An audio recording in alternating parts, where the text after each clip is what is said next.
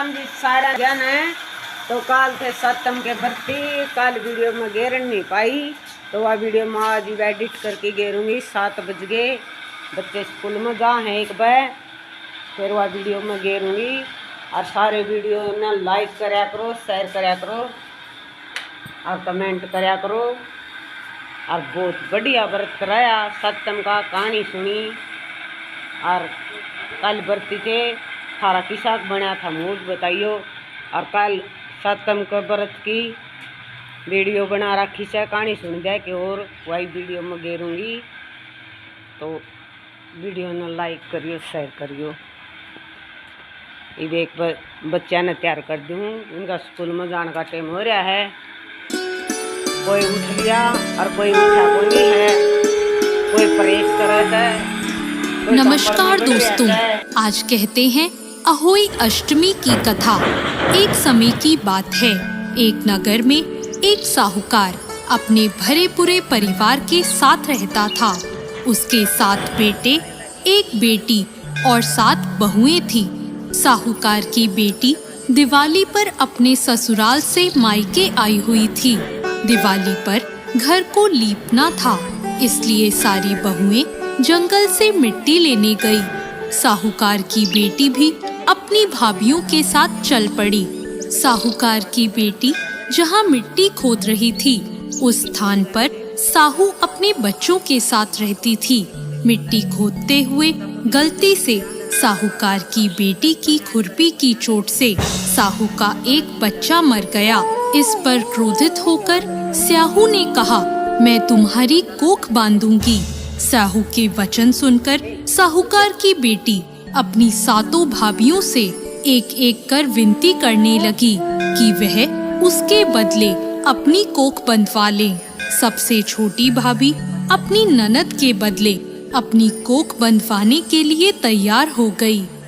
इसके बाद छोटी भाभी के जो भी बच्चे होते वो 7 दिन बाद मर जाते। 7 पुत्रों की इस प्रकार मृत्यु होने के बाद उसने पंडित को बुलाकर इसका कारण पूछा। पंडित ने सुरही गाय की सेवा करने की सलाह दी।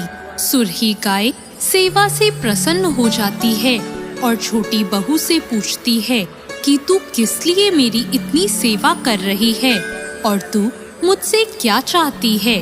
जो कुछ तेरी इच्छा हो वो तू मुझसे मांग ले। साहूकार की बहू ने कहा, स्याहू माता ने मेरी कोख बांध दी है, जिससे मेरे बच्चे जीवित नहीं बचते। अगर आप मेरी कोख स्याहू माता से खुलवा दें तो मैं आपका उपकार मानूंगी। गाय माता ने उसकी बात मान ली और उसे लेकर 7 समुंदर पार स्याहू माता के पास चल पड़ी। रास्ते में थक जाने पर दोनों आराम करने बैठ गए। अचानक साहूकार की छोटी बहू की नजर एक ओर गई। वहाँ उसने देखा कि एक सांप गरुड़ पंखनी के बच्चों को डसने जा रहा है। यह देखते ही उसने उन बच्चों को बचाने के लिए उस सांप को मार दिया। थोड़ी देर बाद गरुड़ पंखनी वहाँ आ जाती है और खून बिखरा हुआ देखकर उसे लगता है कि छोटी बहू ने उसके बच्चों को मार दिया है। इस पर वह छोटी बहू को चोंच मारना शुरू कर देती है। छोटी बहू गरुड़ पंखनी से कहती है कि मैंने तुम्हारे बच्चों की जान बचाई है। गरुड़ पंखनी ये सुनकर बहुत खुश होती है और वह छोटी बहू से कहती है कि वो किस प्रकार उसकी मदद कर सकती है। तो छोटी बहू कहती है कि वह उसे स्याहू माता तक पहुंचा दे। गरुड़ पंखनी सुरही गाय और छोटी बहू को अपनी पीठ पर बिठाकर 7 समंदर पार करवा देती है और उन्हें स्याहू माता के पास पहुंचा देती है। स्याहू माता सुरही गाय को देखकर बोलती है कि बहन, तुम तो बहुत दिनों में आई हो। फिर उन्हें कहती है कि मेरे सिर में बहुत जूं पड़ गई है। तब साहूकार की बहू सलाई लेकर उनकी जुएं निकालती है, जिससे स्याही माता खुश हो जाती है और बोलती है कि तूने मेरी बहुत जुएं निकाली है, इसलिए तेरे 7 बेटे और 7 बहुएं हों। तब बहू बोलती है कि माँ मेरे तो एक भी बेटा नहीं है, 7 कैसे होंगे? स्याहू माता पूछती है, क्या बात है? तब बहू बोलती है, आप वचन दो तब मैं बताऊं। तो स्याहू माता उसे वचन दे देती है। तब बहू कहती है कि आपने मेरी कोख बांध रखी है, मेरे बच्चे नहीं जीते। यह सुनकर स्याही माता बोलती है, तूने तो मुझे ठग लिया। मैं पहले तेरी कोख नहीं खोलने वाली थी, पर अब मुझे तेरी कोख खोलनी पड़ेगी। जा, तेरे 7 बेटे और 7 बहुएं होंगी। तू घर जाकर अष्टमी की पूजा करना और उसका उद्यापन करना। बहू लौटकर घर आई तो उसके 7 बेटे और 7 बहुएं थी। वो सबको देखकर बहुत खुश हो गई। अब अष्टमी के दिन उसने 7 अहोई बनाकर पूजा और उसका उद्यापन किया।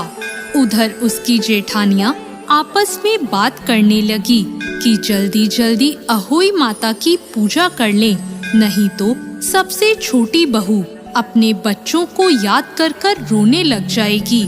जब उसके रोने की कोई आवाज नहीं आई तो उसने अपने बच्चों से कहा कि जाकर चाची के घर देखकर आओ कि अभी तक वो रोई क्यों नहीं।